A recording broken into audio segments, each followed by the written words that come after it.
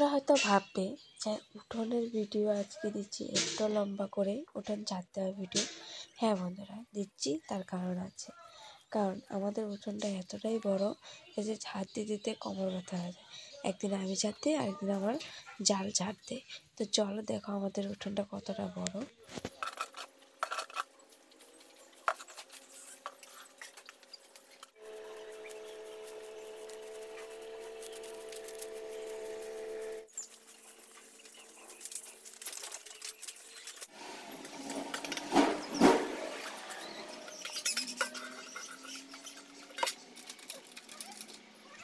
তো সকাল সকাল উঠে উঠোন ঝাড় দেওয়ার পরে আমার মামা কিন্তু এখনও ওঠেনি।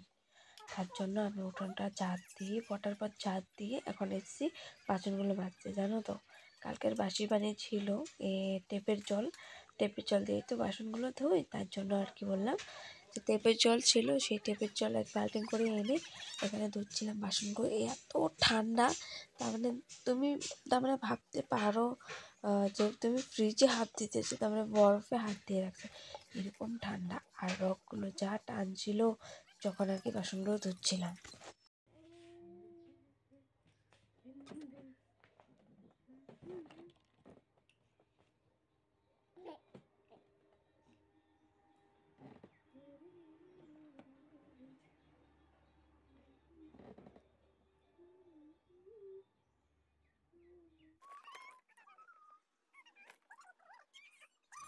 ও মা, আজকে তোমাদের সাথে ইন্ট্রো দিতেই ভুলে গেলাম আমি।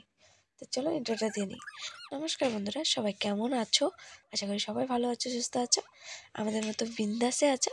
আমরাও ভালো আছি। তো চলো দেখো, সকাল সকাল মামাকে মুখ চুখ ধুইয়ে ক্রিম মাখিয়ে দিয়েছি। আর ও যে চুল বাঁধতে এত মানে খারাপ পায়, তার মানে বলার মতো না। এই যে চিংড়িটা বেঁধে দিচ্ছি, চুলগুলো লম্বা হচ্ছে, ভাবছি যে মেয়ে হয়েছে, সুন্দর করে টিকলি। সবারই একটা হয়তো স্বপ্ন, এটা আমার কিন্তু স্বপ্ন, আমার একটা মেয়ে হবে, ওকে আমি টিকলি বেঁধে দেবো।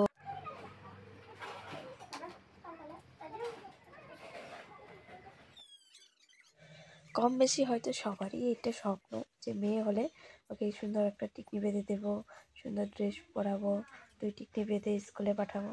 সবারই হয়তো এটা স্বপ্ন। আমারও সেরকমভাবে একটা স্বপ্ন যে আমার মেয়ে হলে আমি অনেক ভালো। ভগবান দিয়েছেও মেয়ে, আমি চেয়েছিলাম মেয়ে, আর আমার বড়ও চেয়েছিল মেয়ে। তো মেয়ে হয়েছে, এখন আমার শখটা পূরণ হলো। আর আমার মতো আমারতে লাকি আর কেউ নেই এই দুনিয়ার, আমি ভাবি। কারণ আমার মেয়েটা খুব লক্ষ্মীবন্ত একটা মেয়ে। গা ধুই কাপড় পিন্ধি যাব দে তে বত বাবুর লগে তো এই টুল টুল পিপিক দি কি বলবো তে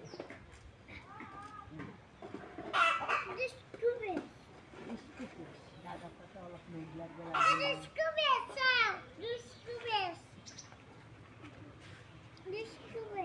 এই এমনও কি স্যান্ডেল খুলে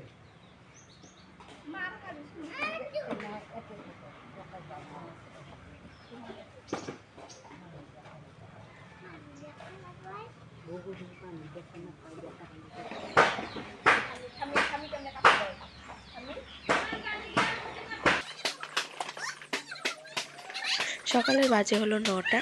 তো এখন মামাকে খাওয়াচ্ছি গুঁড়া, কালকের গুঁড়া ছিল সেটাই গরম করে এনে খাওয়াচ্ছিলাম। কারণ কালকেও একদম অল্প খেয়েছিল, যেহেতু আজ ছিল তাই ফেলে দেইনি, আজকে গরম করে আবারই খাওয়াচ্ছি।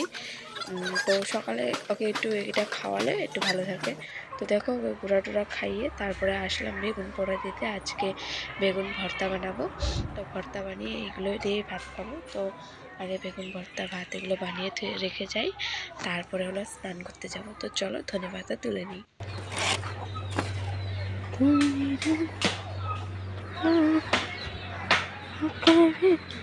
তো ছেলেকে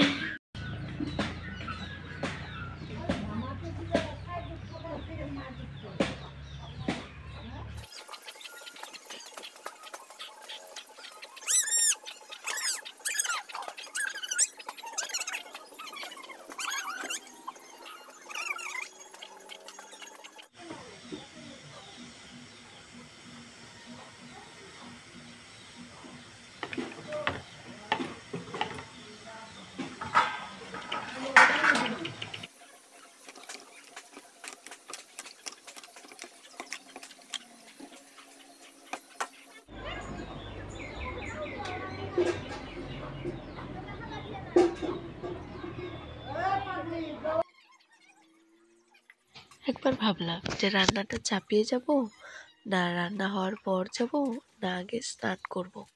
সেটাই ভাবছিলাম যে স্নানটা অ্যাকচুয়ালি করব কখন। তো ভাবলাম না, যে স্নানটা করে আসি। বেগুন পোড়া ভাত বানিয়ে রেখে গেছিলাম, তারপরে স্নান করে আসার পর দেখো বানাচ্ছি হলো ফুলকপির বড়া। চাউল ভিজিয়ে রেখেছিলাম, ফুলকপির বড়া আর হলো চাটনি তো বানিয়েছি, বুটের চাটনি। আর কালকের একটু তরকারি ছিল, সেই তরকারি, ভাত, বেগুন পোড়া, এগুলো দিয়ে আজকে সকালের ব্রেকফাস্টটা সারবো। তো বন্ধুরা, সকাল থেকে কাজকর্ম শেষ করে পুটলো লাগাই দিলাম। এখন হলো রান্না বাড়া হলো, এখন 11:15 বাজে। আর এই যে দেখো ফুলকপির বড়া, বেগুনের ভর্তা, আর হলো কালকের সবজিটা আছে। তো চলো ঝটপট খেয়ে নিই, তারপরে দেখা হবে। কেমনে ঝাড়ু দাও। ও এমনে।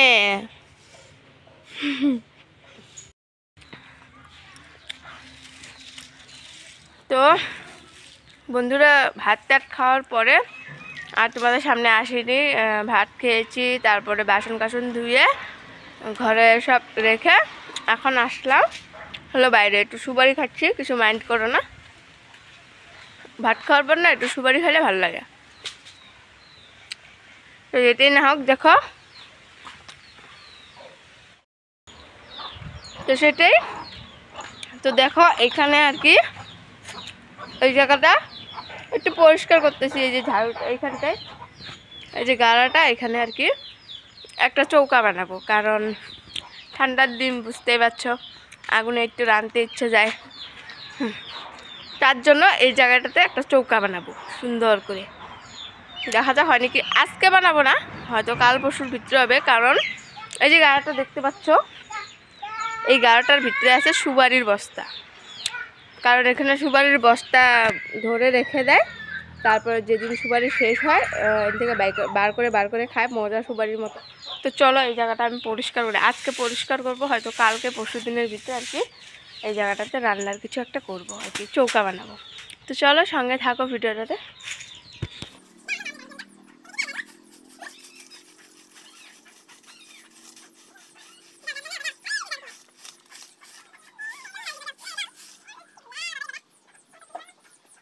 এই শীতের দিনে যা আমার গ্যাস খরচ হয়, একা মানুষের যতটা হতে লাগে না ততটাই হয়। কিন্তু তার জন্য ভাবলাম যে একটা চৌকা বানাই। এই তো এমনি বসে থাকি, কখন কখন মামাকে স্নান করানোর আগে আগে তো এমনি বসে থাকি। সেই বসে থাকার সময়টা না হয় জলই গরম করলাম।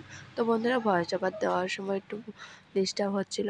আমাদের বাড়ির পাশে, তার রাস্তার পাশেই তো ঘর, তার জন্য আর কি গাড়ি ঘোড়া যায়। তোমরা একটু ম্যানেজ করে নিও প্লিজ। তো চলো এখন মাম্মা এইটুকু জায়গা আর কি পরিষ্কার করলাম উনুনের জন্য। তো আমার মাম্মাকে এখন স্নান টান করে ঘরে নিয়ে যাব।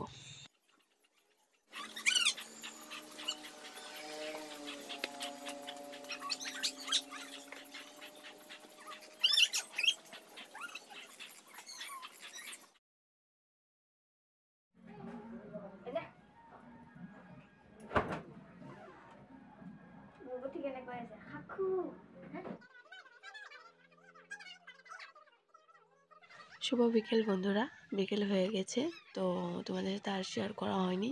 যখনই আমি কাপড় উঠাতে গেছিলাম বিকেলবেলায়, তখনই আমার মাম্মা উঠে গেছে, ও বিছনাতে বসে আছে। তো আমি কাপড়গুলো ভাঁজ করে নিচ্ছিলাম। আর আমার যা যেন কী যেন বলতেছিল, আমি ভুলে গেছি, তোমাদের কাছে শেয়ার করতে পারবো না এখন, কারণ ভুলে গেছি আমি কী বলতেছিল জানি। ও হাত পা ধুয়ে এসছে, তার জন্য আমার সাথে আর কি গা মুছে মুছে গল্প করতেছে আর কি। আমার মামাকে এমনি দেখতে এসেছিলো, তার জন্য আর কি।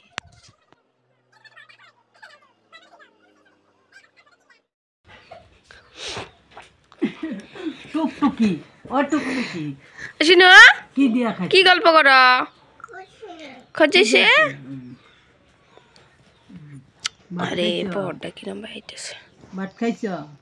ভাত খাইছ? আর কি ভাত কি দিয়ে খাইছ? খুঁজি তো দিয়ে আছো মই, কি দিয়ে ভাত খাইছ? পটেটো মানে কি? কি পটেটো মানে কি? আরে তো পটেটো যে কই, মানেটা কি? বাগুনি। ম্যাডাম শুনছ? পটেটো মানে হলো বাগুনি। বাগুনি পটেটো কাক কয় আলু হ্যাঁ পটেটো ভাত খাইছ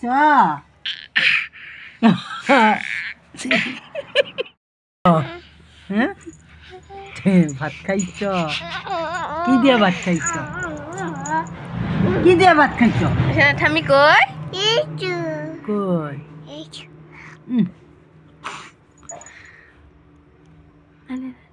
অনেকক্ষণ পর আসলাম তোমাদের সাথে।